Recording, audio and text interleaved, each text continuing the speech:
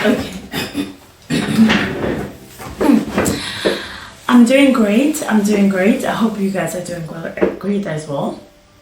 I just wanted to discuss something that I find very destructive if we don't necessarily pay attention to it. Maybe you kind of do it and you're not really aware that you're doing it. And this is that we should not be competing with other people. So unfortunately, we live in a world that is very competitive. And though being competitive to some extent, I would say, or comparing, it's okay. For example, if you're going to compare a 2-year-old with another 2-year-old in terms of development stages and say, okay, normally by the age of 2, this child should be doing A, B, and C, and we just want to see if maybe this child, falls into what many other kids have been measured to be doing at that age. That is okay, because then, you're trying to see the measurement, the progression, the growth rate, and all of that. But this kind of competition I'm talking about is looking at someone's life and admiring what they have, and then on the basis of what they have, start now to look at yourself and say, am I good enough? Am I not good enough? And all of that. So what people do often is that they want to compete with someone's result, but they don't understand that to every result there's grace. People have different graces in their lives, and if we are to be honest, or to actually look at this whole thing of each and every person is called in a different way. And now when you compete with someone, what you don't understand at times is that you're competing with grace upon someone's life, you're competing with an anointing upon someone's life, and you're competing with a calling.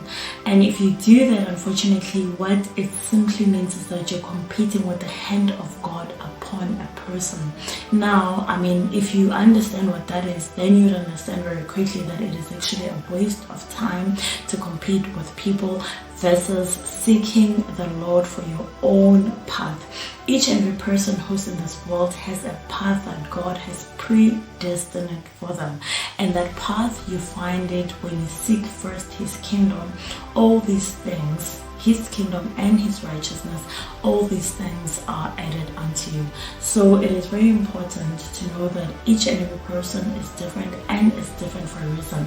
Even if two can be similar but they're not quite the same, God in His wisdom saw it fit for you to be alive and express Him in a way that His purpose for you to express Him. So don't undermine your gift, and don't compare your gift with other people's gifts, because you'd find that you have a grace to carry that gift in a way that no other person can carry that gift. And if you take that gift, which is a light, because that's how God has purposed for you to serve the world, and hide it, unfortunately you are taking away light from people that God has called for that particular gift.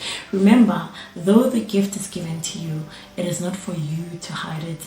It is for you to actually share it with the world.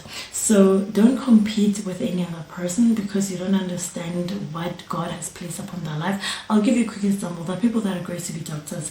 No matter what is happening, what kind of people that are coming across, it doesn't faze them. But someone who's not graced to be a doctor, even if you can study and get the grades and become a doctor, you'd find that is too much of a burden to you. It's not for you.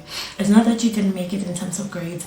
It's not that you couldn't have the money to get into university. No, it is just not for you. You don't have the grace to be a doctor.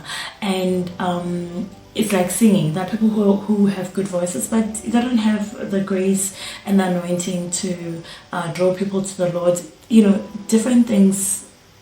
I'm giving you just a few examples. So do seek the Lord for what it is that He has placed over your life and the grace that He's given you to carry it out, and depend on Him to carry that out so that the purpose that He has purposed for that to do, it will be done.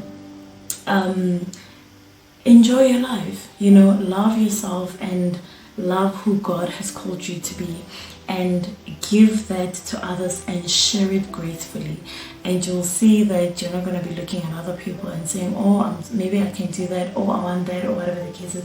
You'd understand that what is within you, it's meant to accomplish certain things, and when you pay attention to it, it could even be better than what you are trying to compete with. And when I say better, I'm not talking about, better, that one is not good enough, but better in terms of results. You find that if you use a gift, people start paying attention to you, and the next thing you have, people want to know, oh, how can we pay you for this? And then the next thing, you're able to do things for yourself that you couldn't do before, simply by just paying attention to what God has placed within you.